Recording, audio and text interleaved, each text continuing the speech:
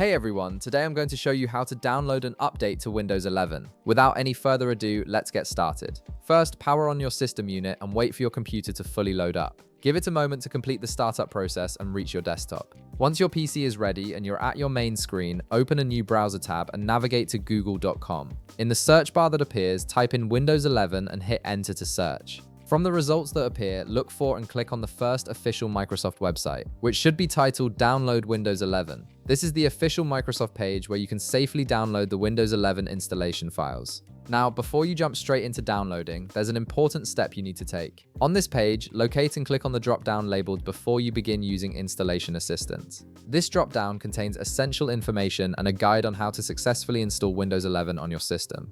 It's worth reading through this section to understand what the installation process involves and to prepare your computer properly. Within this guide, you'll find a link called Windows 11 Device Specification. Go ahead and click on it. This is a crucial step because it lists all the minimum system requirements needed to run Windows 11 smoothly. Take a moment to carefully read through these specifications and check whether your current computer meets all the requirements. This includes things like processor type, RAM amount, storage space, and other technical specifications. Verifying compatibility beforehand is really important because attempting to install Windows 11 on an incompatible system could lead to installation failures or performance issues down the line. If you've confirmed that your PC meets all the minimum system requirements, head back to the previous tab where you saw the Download Windows 11 page. Now you're ready to proceed with the actual download. Look for the Download Now button on the page and click on it. This will begin downloading the Windows 11 Installation Assistant to your computer.